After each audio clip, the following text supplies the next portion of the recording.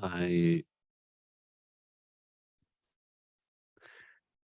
I am on I'm on a ship. I'm on a spaceship,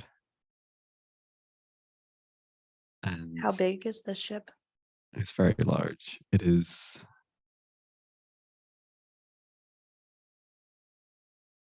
It is a Galactic Federation ship, and it is five five moons, five of our moons in length. It is giant, and my feet are bare, and I'm walking in a corridor, and I can feel this ship is called Athena, and I feel her.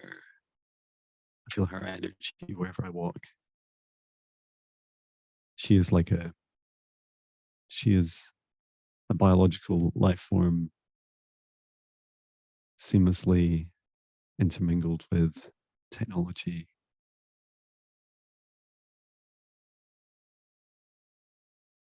This is Athena. Yes, I've heard of these ships. They're so Athena's its own living being.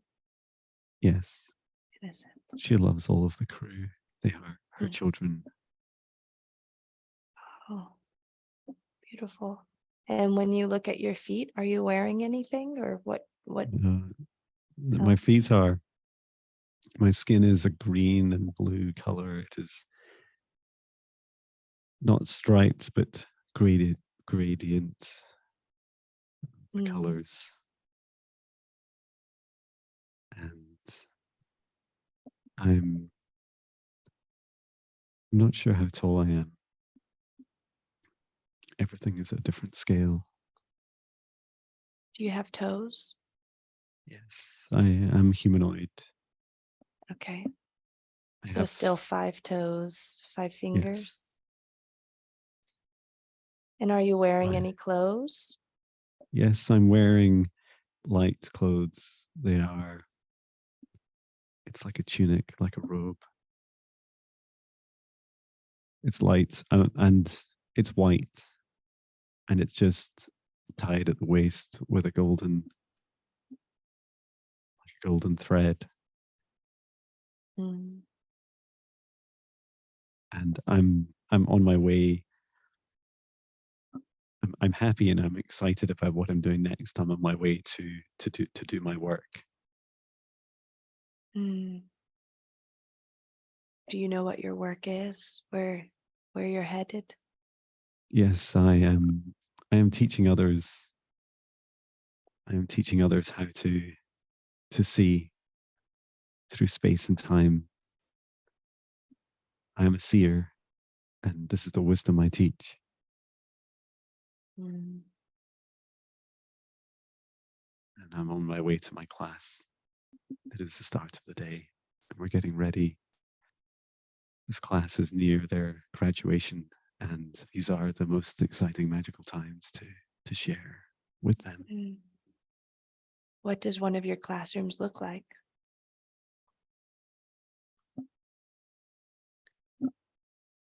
It reminds me of the the deck, the bridge they call on the the Star Trek TV series, but it is empty. It is like an empty viewing space, but there are levels to it,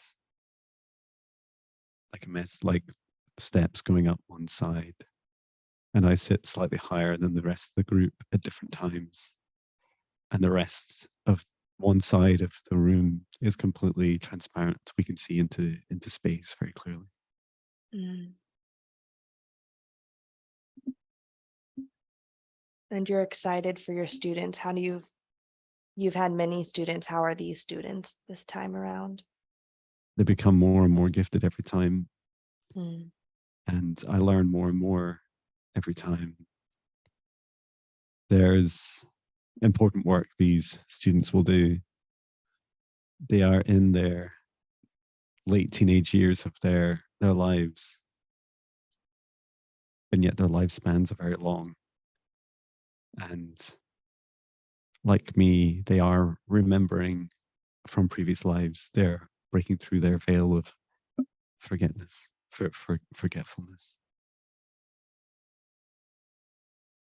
Mm. And what work ahead lies for them?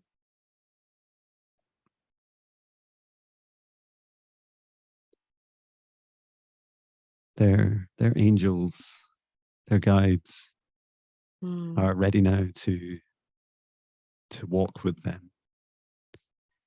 And so it is not long until the ceremony of when we bring in their guides, and their guides become more physical in their reality. We call it the metaphysical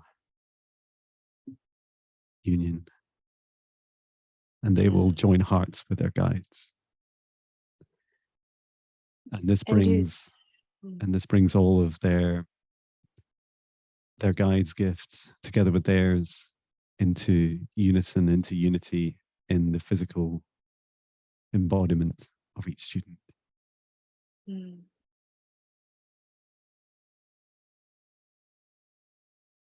And does each student have different, and spirit guides and angels have different gifts and see powers, not powers, gifts, blessings? Yes. Yes, every single student different. There is, in this class, there are 8, and we often work in teams of 8. And the guides, already in their lifetimes, they have had different guides step forwards at different parts of their lives to assist them with their powers, their superpowers, their gifts. And their guides work hard to best understand where each student will be deployed first in the universe to assist others, to serve others. Yes, that was my next question. Once graduating, where do these students go? They go everywhere and as everything.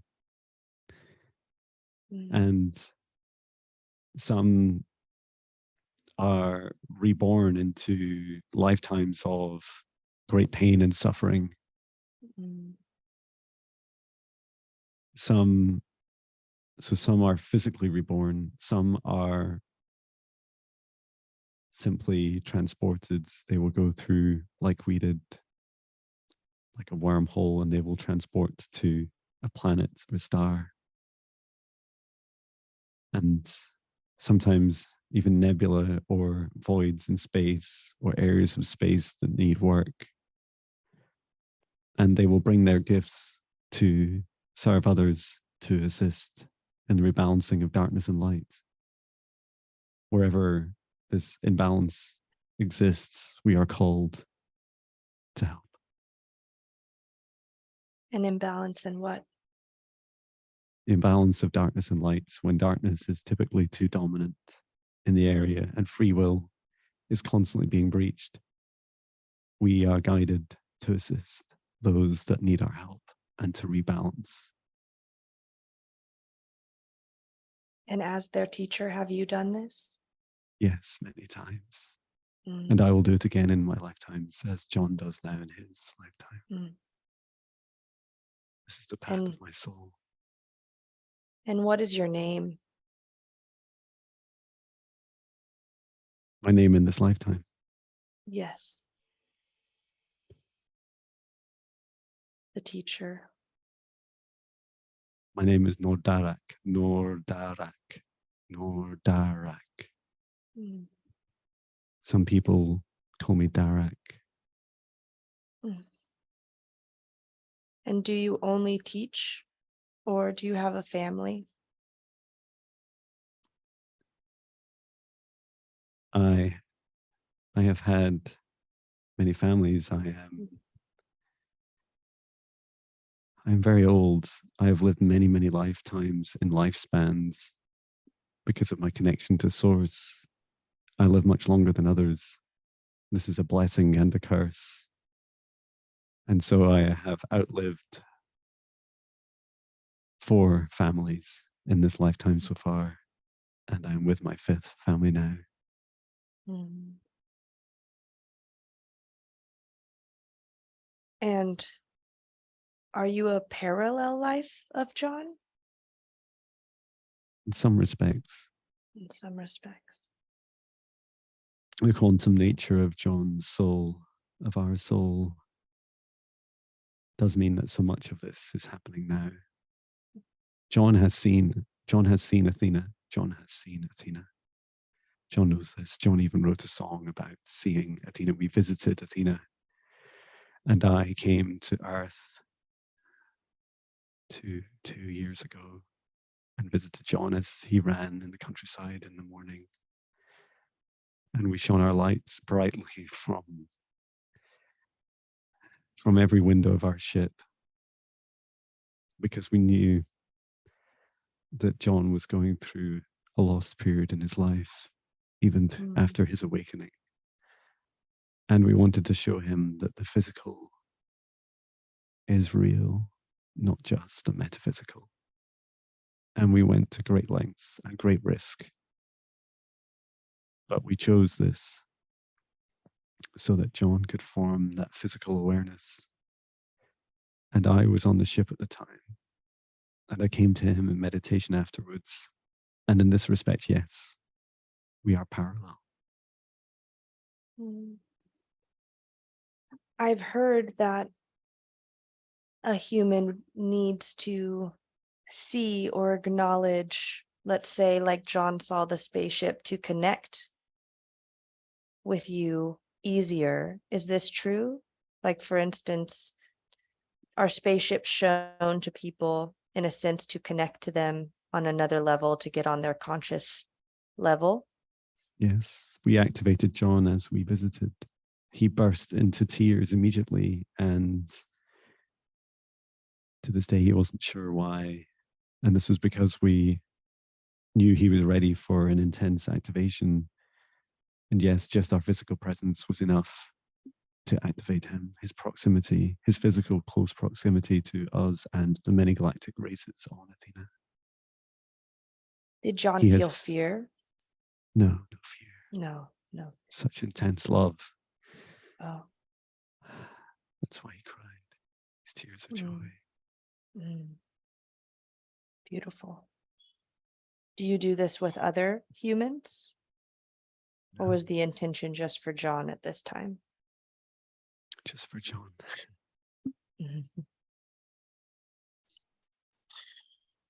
And now that you're connected to Jon, do you talk to him regularly, or? No. Nor as no direct, I do not. But I am helping Jon understand the previous incarnations of me, and they exist on Athena. Athena herself has been through, is going through multiple past lives and parallel lives. There are multiple versions of her. And Jon is very aware of 2 lifetimes, one where he was enslaved as a seer, as a weapon. He was imprisoned upon a low vibration version of Athena and continually forced to locate beings around the universe through space and time. Jon is unique in his ability to do this, and through multiple universes, making the impossible possible. And Jon knew that every time he would locate someone, they would likely die, or worse, be tortured. And the second lifetime is Jon taking out his revenge and replaying back all of that pain and misery that those that served through him, he served it back to them, locating each one of them and connecting those that they had done wrong to.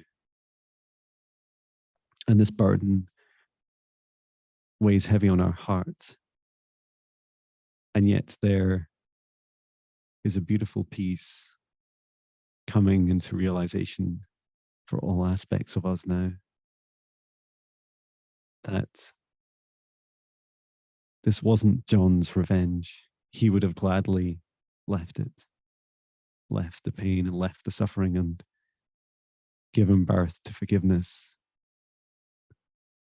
But Source asked him, Source asked Jon to rebalance all that had been done wrong through him, to execute karma.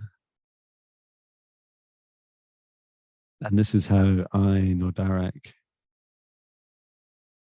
are able to continue to exist and to exist in happiness. For I am a future version of Jon, and we are both painfully aware of this past. And we forgive with our love.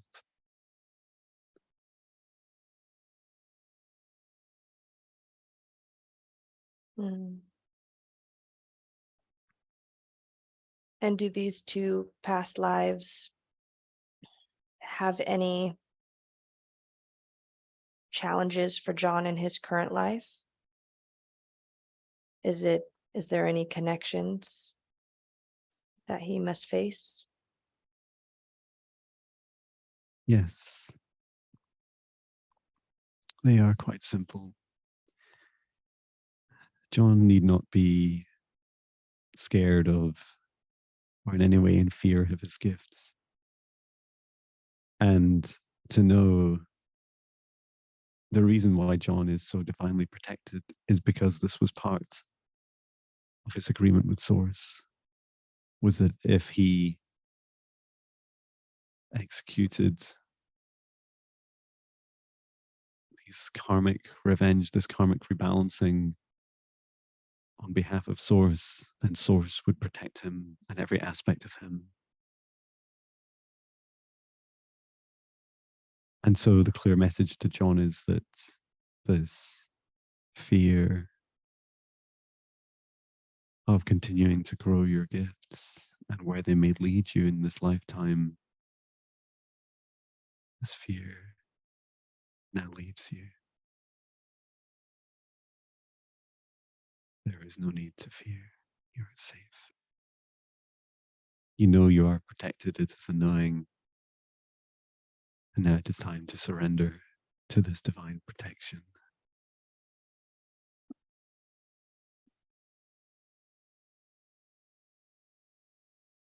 And the second lesson is of forgiveness, to forgive yourself, Jon, for every time you've connected with those past life versions of you and so on.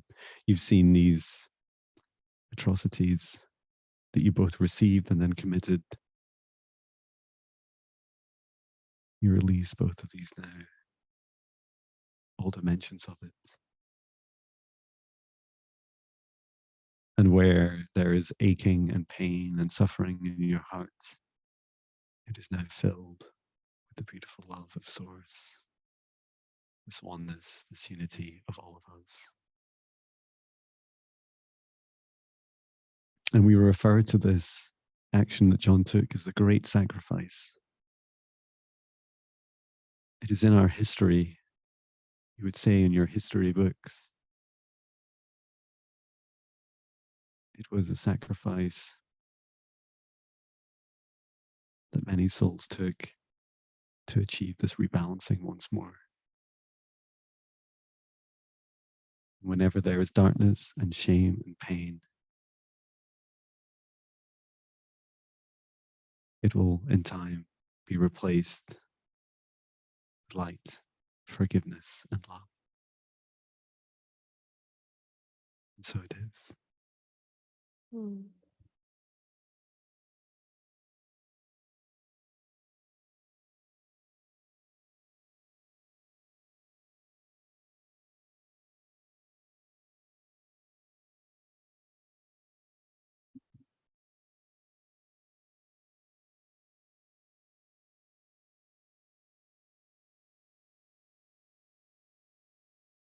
Beautiful.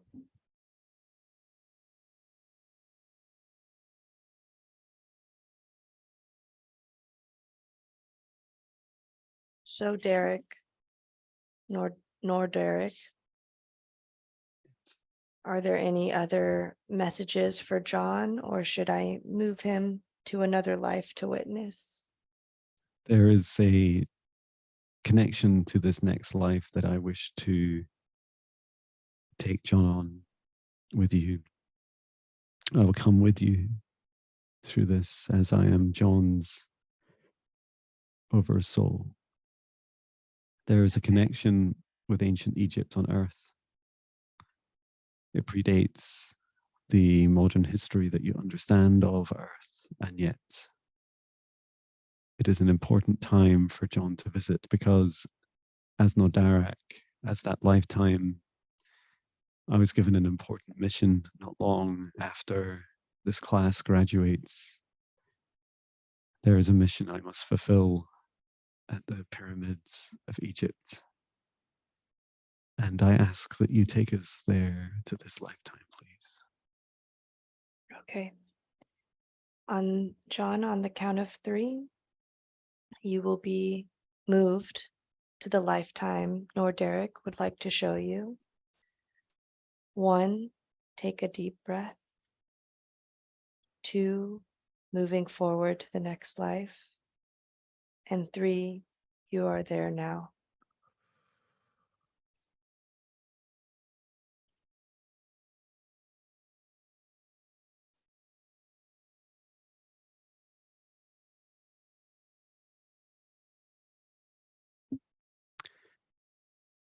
I am Nodarak, and I am standing at the base of one of the pyramids. And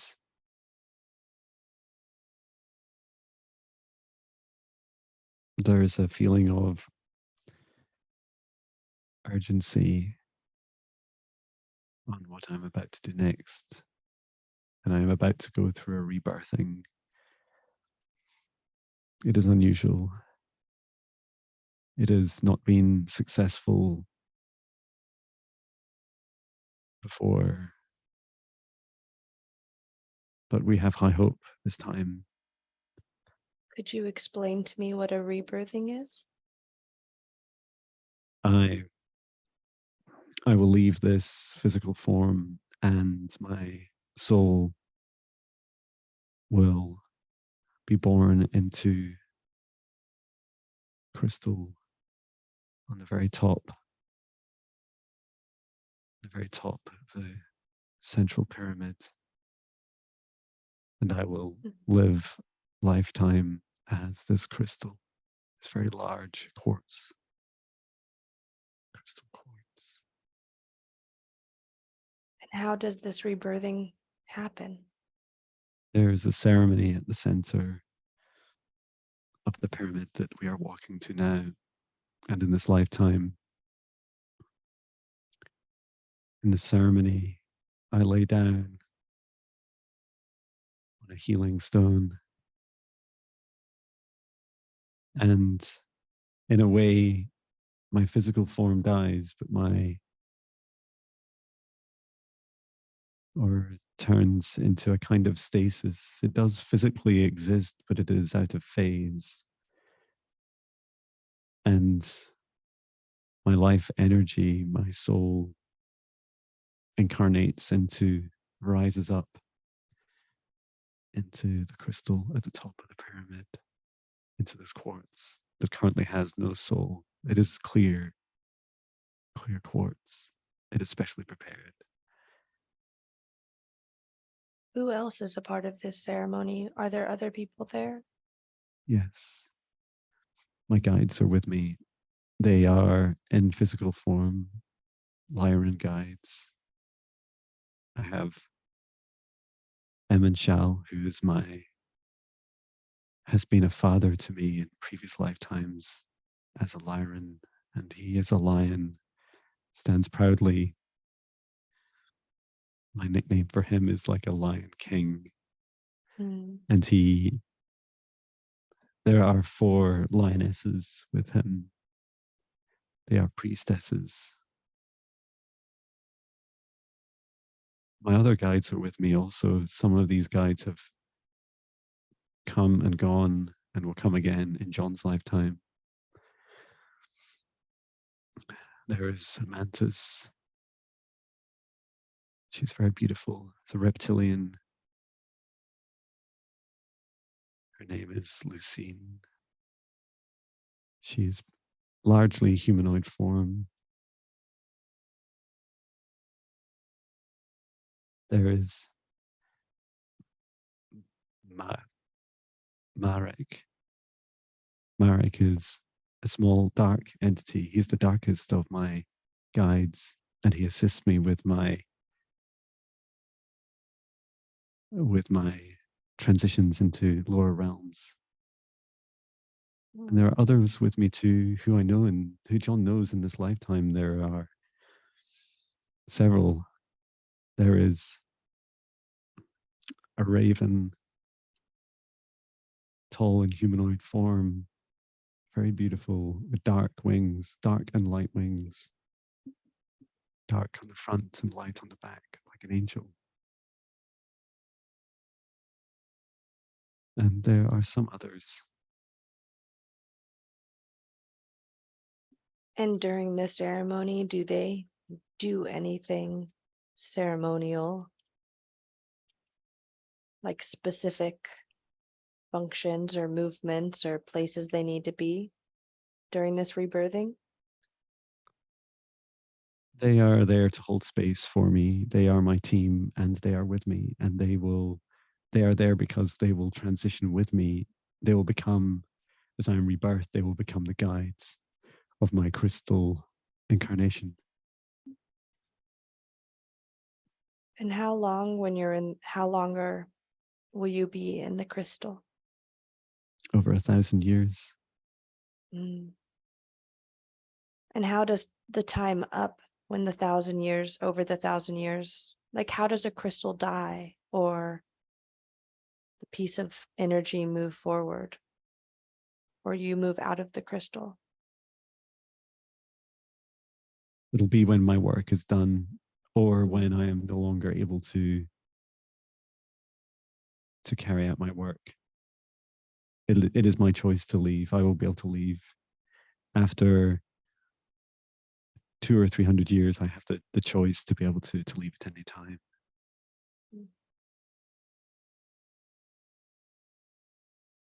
And you said this rebirthing is difficult? It is risky. And what's risky about it?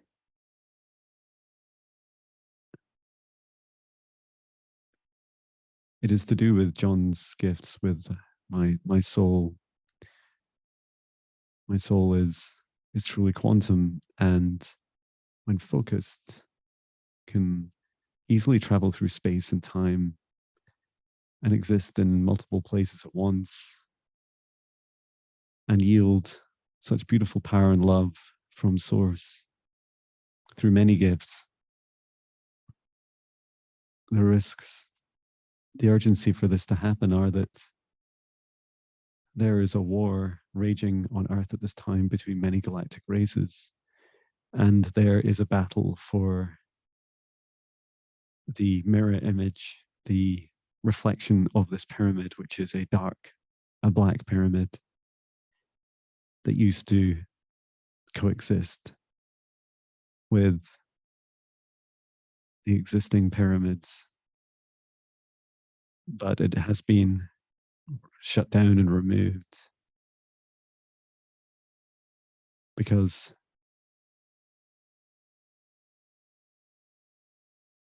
the light became, this is the dark entities. They are like bird beings.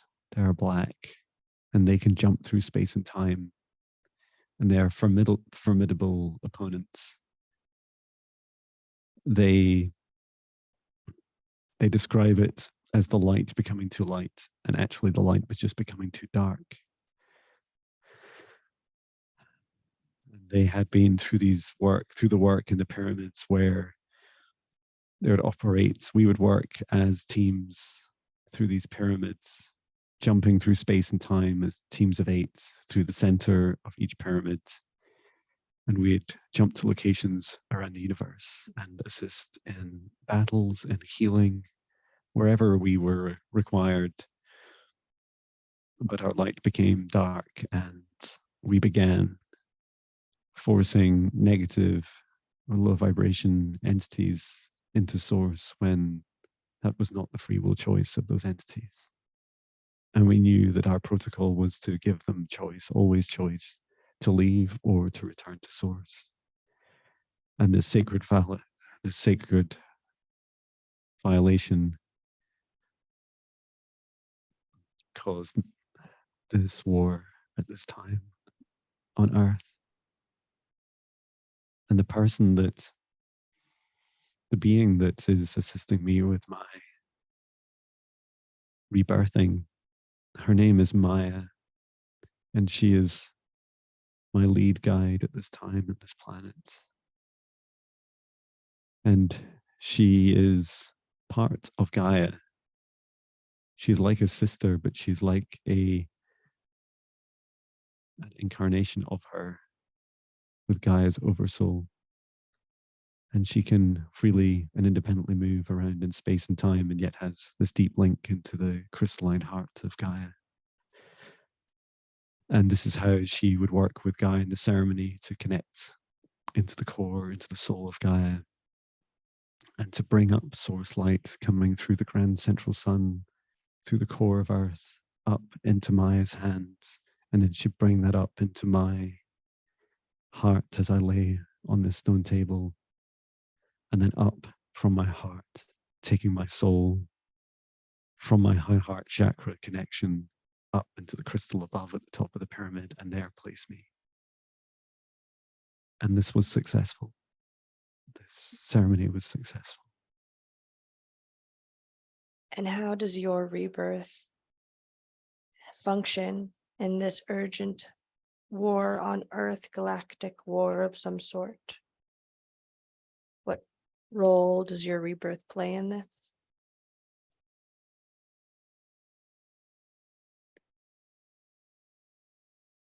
At first, it took me some time to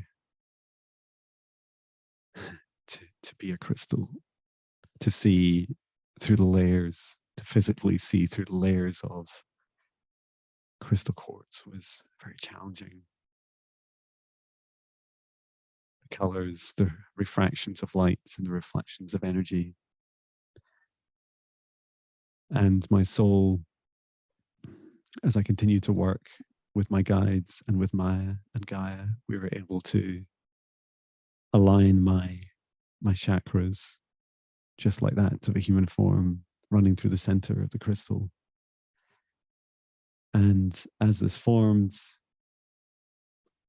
my crown chakra was able to connect into the very point, the very tip of the crystal. And at that point, at that activation point, I was then able to take control of the whole pyramid and its ability to connect through space and time, and to unleash great energy. I am called the ultimate weapon, but it is not the word weapon that I choose. I call myself the ultimate healer,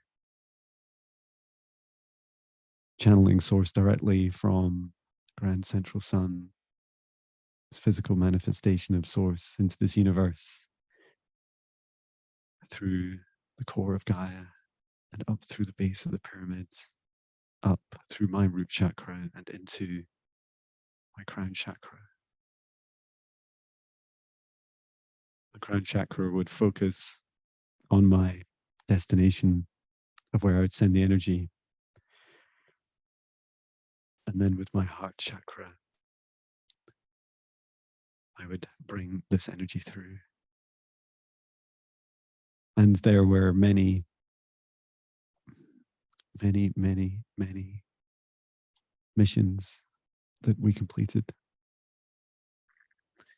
Some of the most powerful were we created through this energy transfer, we could also transmit wisdom and beings. And with great focus and intention, we created the same pyramids on Mars. We created them also on Sirius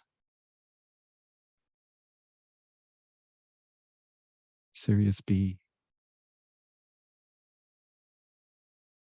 And we also connected into other universes that were close to collapse or close to extinction. And we were able to bring through and save souls from being reincarnated into Source. If they didn't want to return to Source, we could bring them back into this universe. And we would just need the permission of their souls and from Source to bring them through. And this work was very beautiful. We were a lighthouse for this universe for hundreds of years. And do all the pyramids work together? Like the one on Mars to Earth to Sirius B and other universes? Do they connect? They can do, yes. They can. We were replicating this spiritual technology because we wanted more people, more beings to be able to act their own free will. And there were 8 in total that we created around this universe.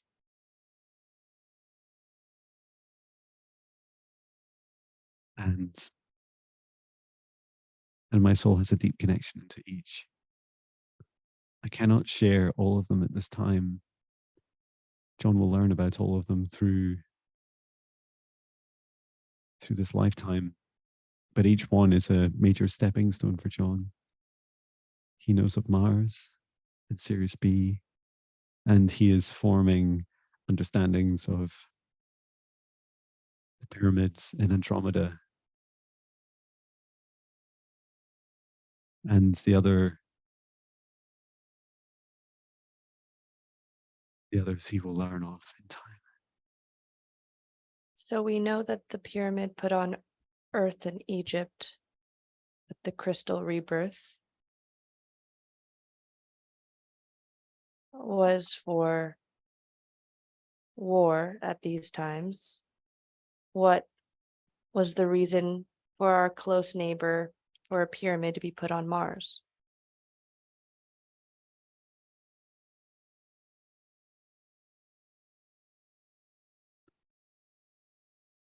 There is not a simple answer to this.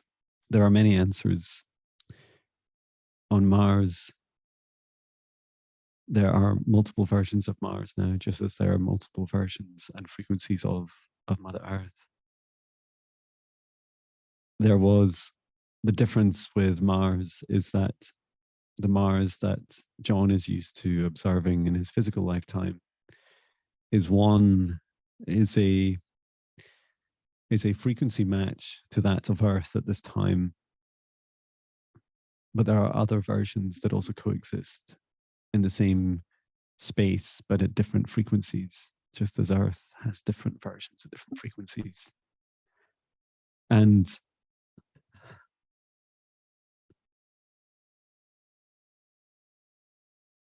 the planet that was destroyed in the solar system through these wars caused temporal destruction of the stabilization of Mars, and so Mars could no longer hold together these different frequencies as one planet, and so she became fragmented. And so we took the opportunity to rebuild the pyramids into each of the fragments, and this allowed us to connect the the heart, the healing chamber at the center of each pyramid, through each version of the planet, through each frequency. And to chain these together, we describe them as chaining because there's a linkage between them with some effect of almost like a gravitational pull between them. And this stops them from drifting through space and time apart and becoming totally different planets.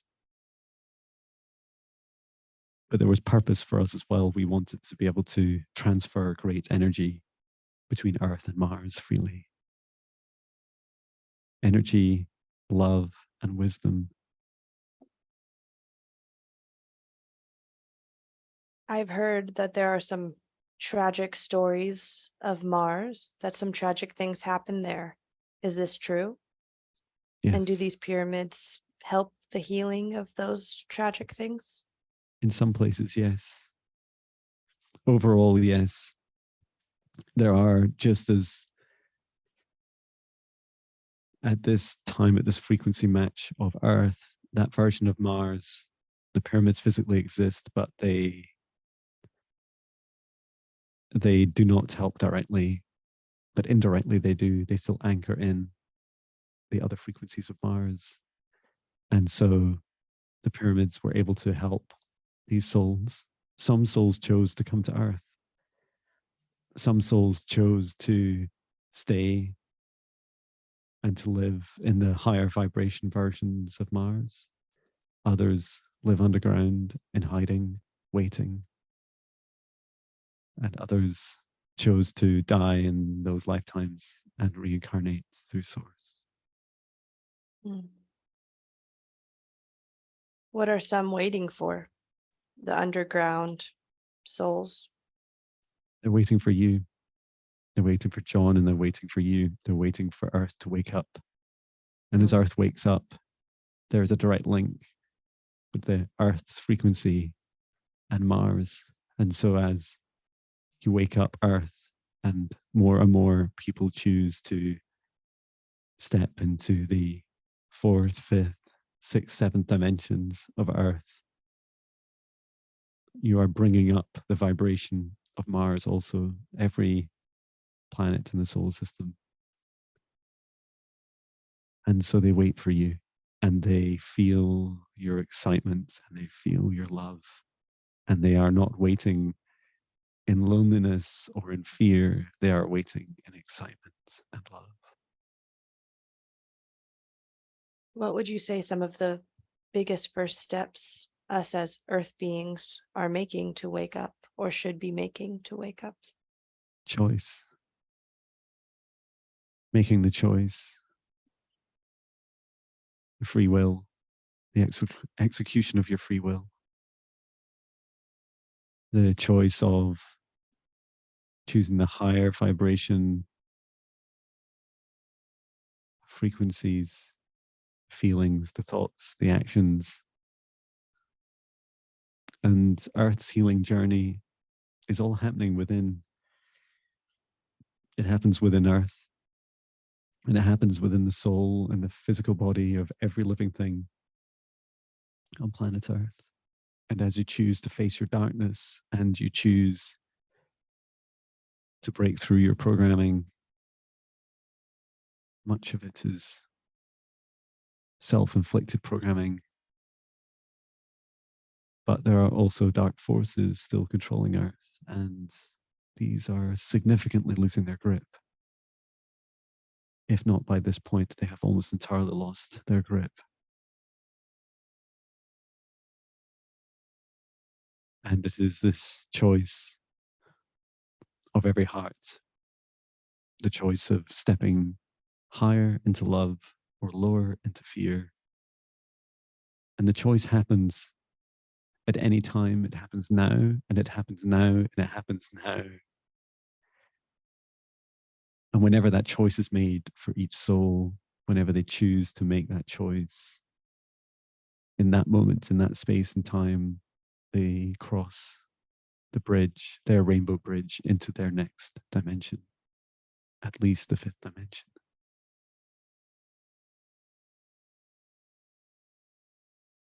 And you bring up programming because a lot of us are programmed, but a lot of us don't know how we are programmed. Is it true that we are programmed generationally by our parents and from the minute we're born, from what we watch to what we see? Or how are we programmed? How do we know when our decisions are clear or if they are part of our programming? Humans were born, they were bred to be programmed as biological robots. Source, your God, has always had a hand in the creation of the human race. But there are races that came together close to the dawn of civilizations on planet Earth who began the journey of interbreeding different races to create this slave race. And what is so beautiful is that despite, and in fact, because of this great darkness and this creation of this race on such a beautiful planet, on planet Earth, Source intervened through many agents of Source, through angels, through beings like you and Jon. And over time, you affected the DNA of the humans. And this DNA created some of the most powerful, spiritually gifted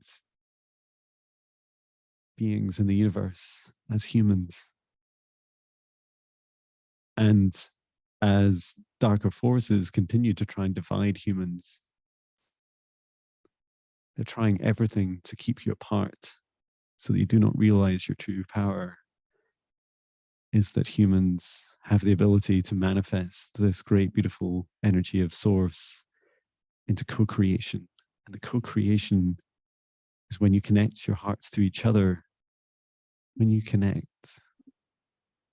you create with your intention beautiful shifts in reality. And these shifts resonate across this universe, and they also affect other universes. You are gods in your hearts because your hearts were made by God. Mm.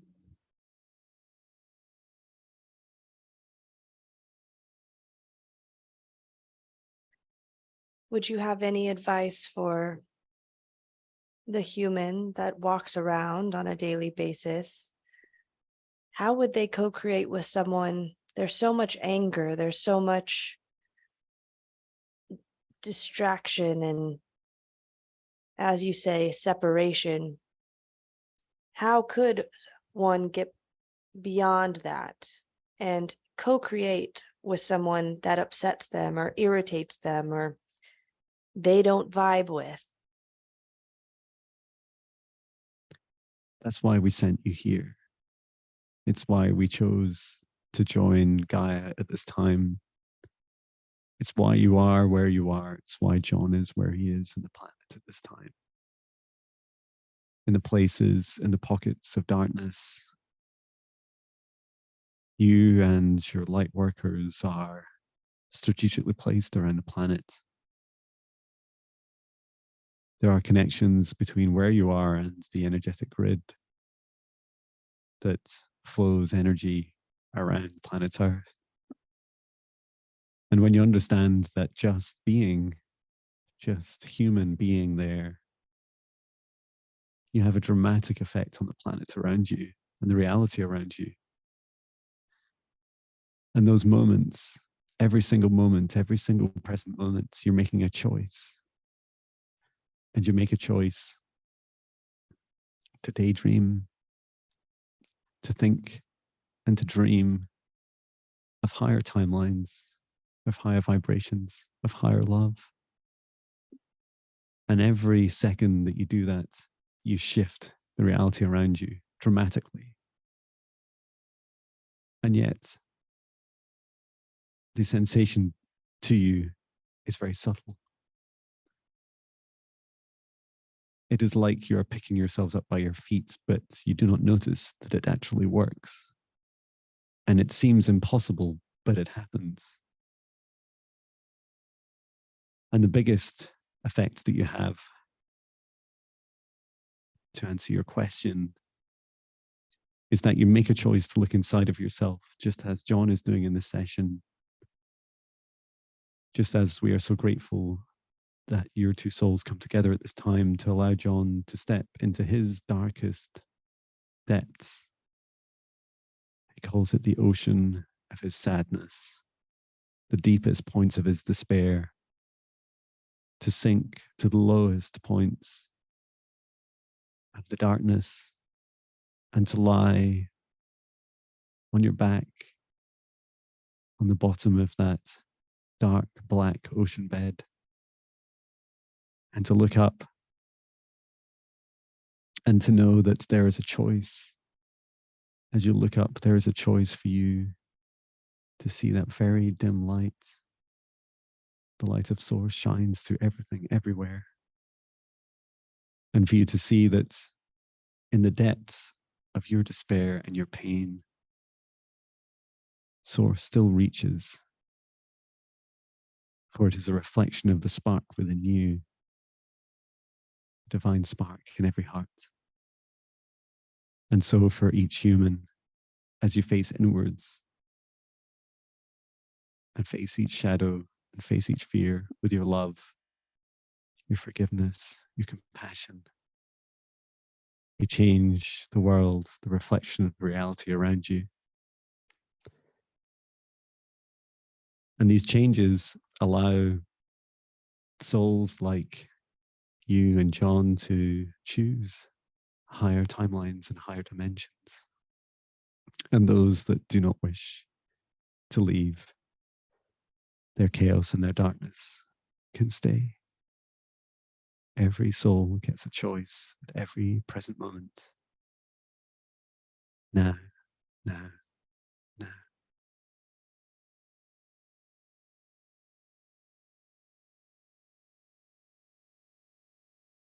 Jon's intention for this session was to find out and discover and learn more about his transition into his higher timeline and what he should be focusing on.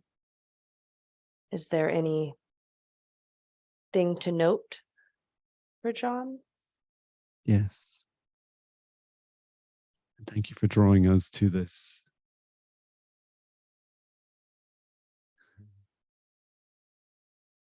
Jon works in this very large company, which is going through great shifts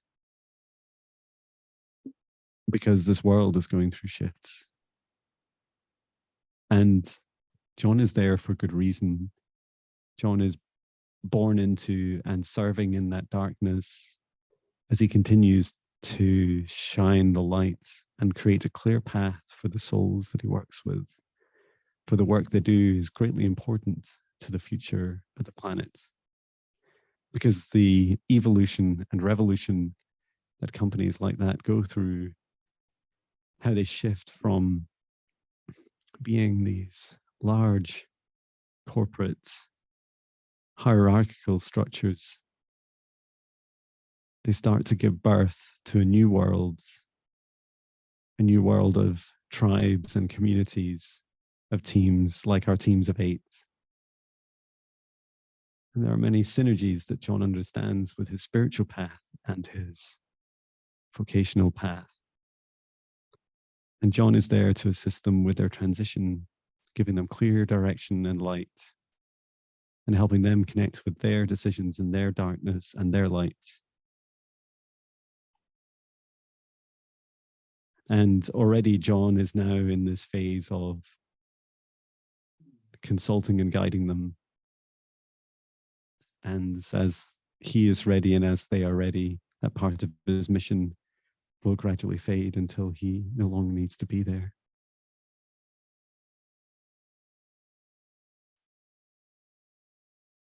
It is important for Jon to know that the abundance that he seeks is already in him. It is the same abundance that brought him to that job. And that just like his very grand lifetimes in Egypt, on Athena, from his soul's birth, that Jon should not restrict his thinking to simply earning a wage, for this is not his path. His path in this lifetime, his mission in this lifetime is to raise the vibrations of billions of hearts through music, through healing, through clearing. He will teach, he'll heal, he'll entertain, and he'll love, and just continue to amplify this. There is much travel, there are connections with thousands of souls to happen, and a very long lifetime. There is much more to this physical reality still to happen as the veil lifts, as you raise your vibration into the fifth dimension. The work you do, the work you all do, becomes more and more impactful, and the less and less important become the day-to-day aspects of the third dimensional world, like paying bills or having to worry about the next penny. They no longer become a consideration when you truly step into your abundance, when you step into the knowing that you are abundance. And that abundance is how you earned every penny in the past. And it is what attracts every penny in the future.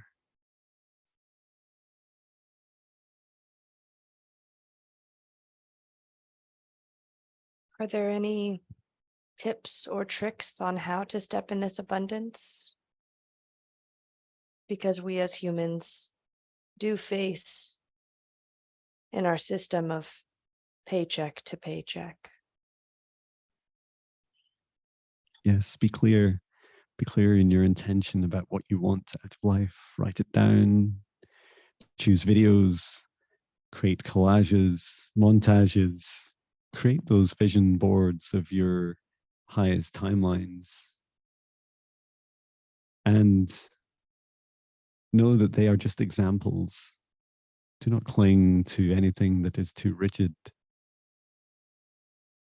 and know that your fear in this lifetime represents great opportunities for you. Wherever you have fear, face it. Jon has fear sometimes of playing live music in public, and yet he knows he loves it. And so whenever he goes through phases of feeling that fear, go and book a gig and just play.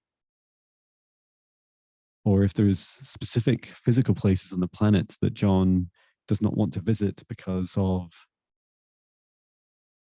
past life memories or woundings, or because they are dangerous physically, then go there and play your music and shine your light. And when there are great unknown steps to take forwards in your work, Jon has already started doing physical group sessions in his city nearby. Keep doing those things, doing the things that really excite you, that you come away from just feeling such beautiful passion.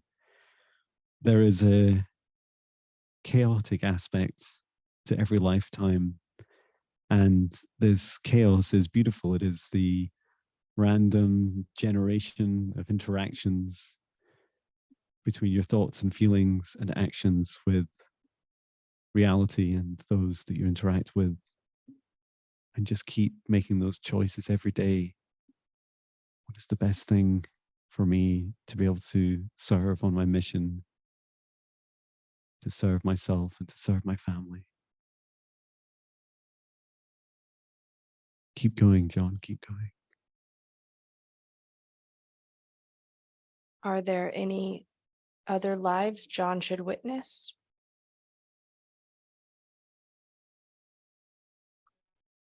No, not at this time. I want to reaffirm to Jon that what he experienced at the beginning of this session is very important. He knows this energetically, but we managed to, with your help, bring this into greater focus. And so Jon spends a lot of his time traveling at weekends and on holidays and often with his work. And when we first stepped out of his studio at the start of the session, we stepped into his garden, just facing the studio, in this big, beautiful lawn, this deep, beautiful green grass. And that is where we opened a portal with you.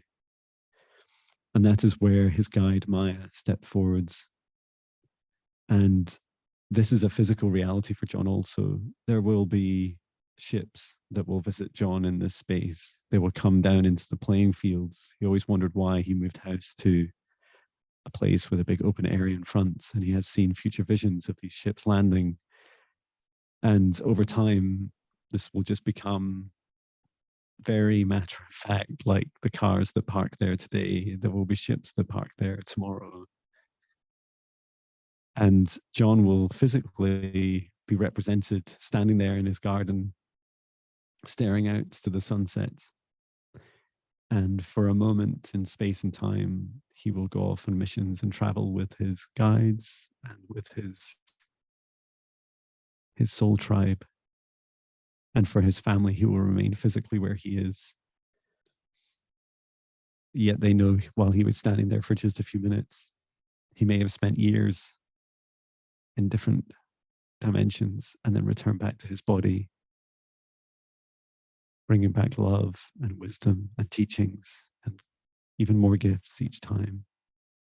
And he will share these stories with his family and his loved ones and with his friends and with the world. And he won't be the only one doing this, but we want to make it clear that this becomes a physical reality for Jon. And this is why we do not want him to constrain his thinking. There has never been part of you, there's never been any life where you have constrained your thinking. And in this lifetime, we encourage you to open up your thinking beyond simply the challenges of being paid, because your pay in energy and love and changing this planet dwarfs any of these concerns. We ask you to let them go, Jon.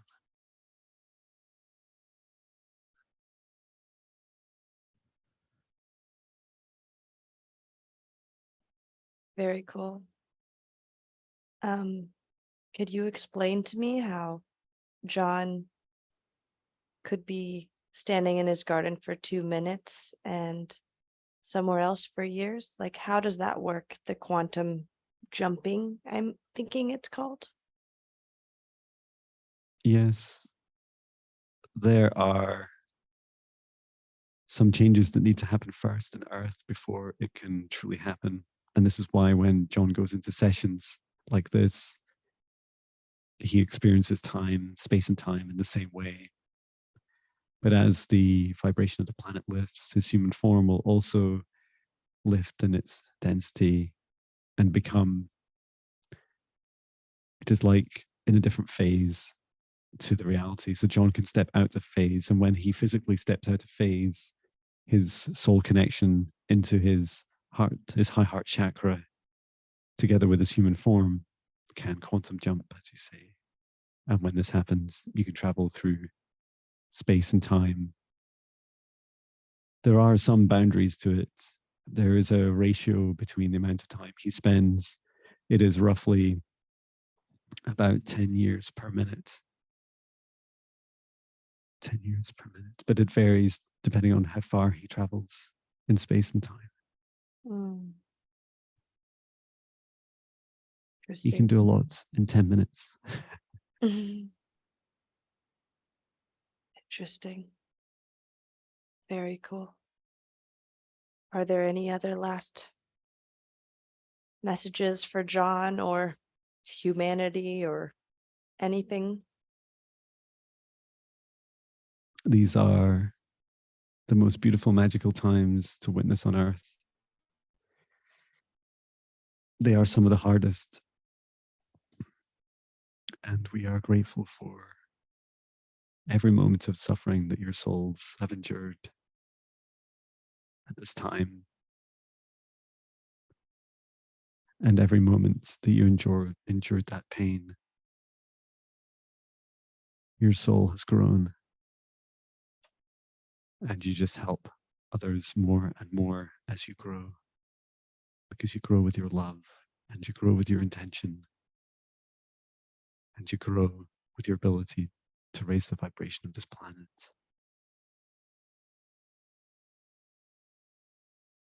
So we are grateful for you on your journey. We ask you to keep going and keep making those decisions consciously in every moment, in every present moment. This is our message, and so it is.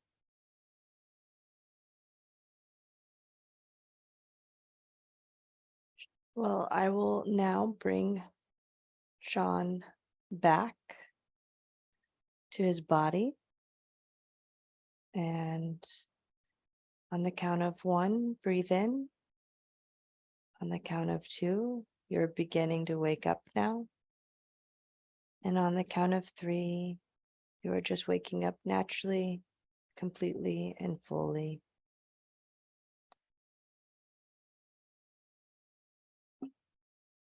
Wow.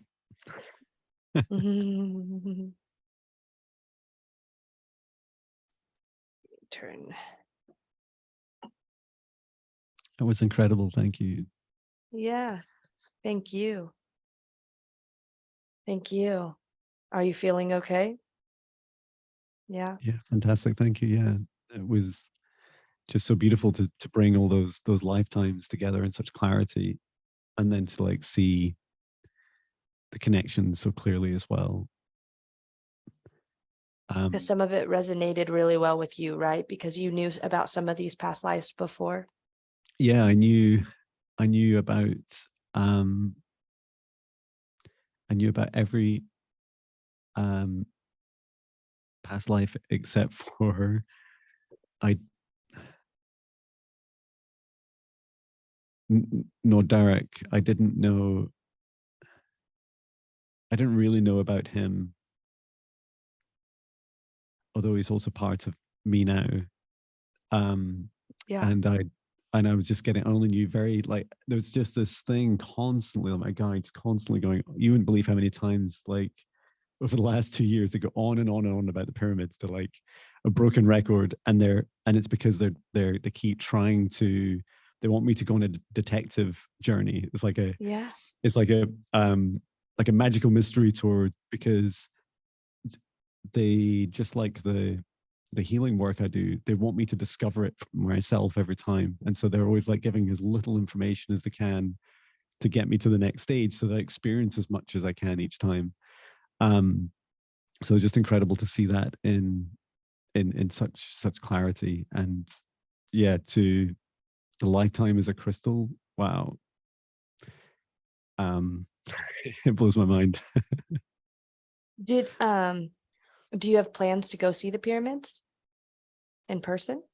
I do not have plans. That's really interesting, and it never really. I guess it's dawned on me a couple of times. The Interestingly, Sedona is the place that's calling me the most at the moment. There are others, and the sense is that that I incarnated in Sedona after Egypt, and that there's this kind of loop between the two. And so yeah, I feel like I'll visit likely both in time. Yeah, I will. It'll be amazing. And do you remember seeing the spaceship? Yeah. Yeah. Yeah, so vividly. Yeah, I was out in my morning run, and with my dog Patch. It was about 5 a.m. It was totally dark, and I saw this. I saw what I thought was like an airplane, like vapor trail, like a chemtrail, like going across the sky, and it looked like it was illuminated by like the moon, like that kind of color. And as I looked at it, it was moving, and it was Oh. it was slowly, very, very slowly coming across the sky, and it's coming closer and closer. It must have been, it was close. It was only, I don't know, maybe like um t- not even 10 miles away from the ground, and height, I don't know, it must have been high, but its length, I just remember vividly. I remember looking at it and going, that's one moon, two moons, three moons, four moons, five Oh, moons in yeah. length. um and it just gradually moved across the sky, and there was just, yeah, I just was just crying, just so it's like it was really funny, like it was like my tear ducts just opened up and just started bawling, because I didn't feel the emotion as much. um but it was a very beautiful experience, and it felt really nice, and loving. So it was And like then, a wave of energy came over you when you yeah, witnessed the, yeah. Oh, crazy. that's right. And I was like, I was asking, like, I stopped running, and I was like, who are you? Like, what are you? And I stopped and just like put my hand on my heart, and they were just saying, like, they were saying, we're everybody. We're here to, um we're here to see you. We're here to say hello. And there was all these like galactic races on the ship, that the Stellar. I visit there in dream time, and I have done Mhm. in group sessions also. And I, and I meditated afterwards when I got home, and just asked loads of questions about it. And that's when I got a lot more detail about what, why they'd come, and what it was about. But yeah, it was really, really beautiful. And a few other friends had seen the ship as well in different places um, around the planet. Almost always seeing this like very kind of long, kind of cigar shape, like it was more of an oval. It's not really totally straight. Um, so yeah, that was really beautiful to experience. And yeah, we very much, I very much feel connected. Well, now you have to look forward to spaceships pulling up in your front Yeah, of your I know. studio Yeah, in your garden. it's really funny. Yeah. Um, yeah, I kept on seeing. It was actually before we moved to this house. I kept seeing these these these visuals of this guy that would walk out into the playing fields, and he would stand there and he'd just like kind of reach out his hand, and then I'd see like Palladian ships landing, like initially like one or two coming to visit him, and it never occurred to me that could be me, or that I would move to just opposite, like to just the other side of our wall, is this open field. And yeah, it's really incredible. It And it's funny because my ego's like, why would they come and visit you, John? Like, Right. what, why? And I Right. think that also came up in the session as well. It's like, Mm. it's not just me, but um it's more just part of people's work, that you'll have more visitors to help you. Mhm. It's amazing. It's definitely something to look forward to. You'll have to share once this starts happening. Oh, absolutely. Um, well, did you have any other aha crazy moments or everything? No, I think, yeah, Mm. I think that was it. And it left me with some mysteries as well about where are the Yeah. other pyramids around the universe. And I'm starting to do a bit more work with the other universes. And I don't claim to fully understand how they exist or existed. But yeah, there's especially one client that I'm helping who came over from a destroyed universe, and my sense is that there's connections there with those pyramids, Mm. configurations between them. Um, so yeah, I love that mystery. There's always a mystery to solve. Yes, there's always more. They just leave you pieces. Do you do remote viewing? Is that how you go and see these pyramids? Is through remote viewing? Is that what you do with your client? Yeah, it's not. Y- yes, it's like very much like these sessions that you do, but I'm the one talking, and Hmm. I mean, more I tend to get them to talk a bit more themselves, but it's very similar. And yes, you do travel through space and time, and it's like it's a very similar practice to remote viewing. Yes. Very cool. So it's like what I do, but you're more of a surrogate and you can see what they're seeing and Yeah, travel through space and time like that and that's guide right. them And in a sense. Okay. yeah, and often in client sessions, I'll work through, not every session, but when their guides ask me to do like things like energy scans, I'll work through every chakra. And as I go through each chakra, it's like there's like a whole package with each one, which is like, what's the healing that's required? Is it like just directly with me working with their light body and their physical body to heal or remove attachments? And then a lot of time as well, we either go through space and time to, or bring forward a lifetime into the session, that has that wounding. Like if, if you had like a wounding where you'd been, strangled to death and your throat Right. chakra needed healing, we would reconnect you with that, that person that you were, and then do the healing on both of you. And then also sometimes we do what you did, like where we'll just go through like wormholes in space and time, and then either witness or go and help with healing of someone that needed that healing at the time. And when you go through people's chakras before going through wormholes, just going through them and their light body and physical body, do you know when you come across something or do they tell you? Yeah, no, I just see it all, You just see it, uh, as you do. um, it's not, yeah, and it's not something it took time for me to remember in this lifetime, like how to do it. And I feel like it started for the first year or so almost purely energetic, and more recently now it's also a blend of physical and energetic, so I can see more about their physical body and how, nervous systems, or even things like uh, implants from the Greys. So I've come across 2 of those, and sometimes like some kind of like hybrid, like dark entity, kind of partial, how do you describe it? Partially biological and partially technological. So yeah, it's yeah, for me that sight just continues to become clearer and clearer. That's amazing. I have met, other regressionists who the more they do this, more capabilities occur later on. And it, just the more you work with light, I guess, the more powerful, things, gifts get stronger. Yeah, definitely. Yeah, I feel like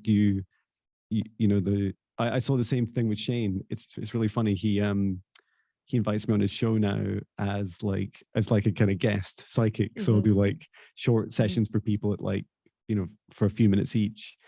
And I don't know how many sessions he's done himself, but he's able to, like, I can do my bit first, and then he'll just, share his reflections and what he experienced. And yeah, it just continues to open up for him every time he's doing beyond quantum healing sessions, that he's able to, yeah, to connect into these higher aspects of himself. And I'm sure the same continues to happen for you. Yeah. Yeah. I heard stories just like, I've also heard recently a lot of people are like, something's going on. I don't know if it's the solar flares but a lot of gifts are awakening, and people that don't even, kind of like you and your Kundalini, it's a person that's not expecting it or even going down that path. And they're just kind of slapped with a gift, which is really Yeah, interesting. that's right. Yeah, yeah. I feel like compared to many others, like my journey's been pretty gradual, um, and I know that, yeah, for many of us it's going to be really, really fast. And then you're left with like, oh no, I don't even have the mental kind of models to understand what's going on. So Yeah. yeah, it's great to be able to help others, and I'm sure that's going to be part of our roles, right? Which is to help people navigate this quantum universe as they suddenly wake up in it one day and like, oh, it's more like the Doctor Strange movies than it is, just going and paying bills and stuff. Mhm. I love Doctor Strange. I watched the most recent movie and I was like, whoa, this is real stuff. I remember being in the movie theater and telling my husband, no, this is real. This is fact. I mean, I just thought it, and he's looking at me like I'm crazy. Yeah, Um, my wife's the same. She's so incredibly supportive of what I do, mm, and she's always like a very, how to describe it? It always feels like the support where it's like it doesn't really matter where this journey takes you as long as it makes you happy and you're helping others. Like who cares what yeah. it is? But Mhm. I must admit, even if I met the version of me a year ago, I think I'd find it really hard to understand what I do Mm, now, and I'm sure the same mhm, will continue. mhm, mhm. You're just gonna get weirder and weirder. Yay! Well, thank you for meeting with me today and doing this. And I will send the recording over to you to listen to whenever you'd like. And I'll send a follow-up email. And yeah, I hope you have a good evening because it's dinner time, your time. Yeah, that's right. Yeah. Yeah. And Thank you so much. Yeah, yeah, you're and if, welcome. I never mentioned, and congratulations on your move as well. I'm Oh, amazed yeah. you managed to do this in the midst Yeah. of a crazy move as well. So well done. Yeah. No, yeah. Sorry for the Wi-Fi interruption in the beginning, but it all worked out. So Yeah, it's yeah. worked perfectly. Thank you so Okay. much. Yeah. Well, enjoy your evening and have a good dinner. Thank you. You too have a great day. Bye. Thank you. See you. Bye.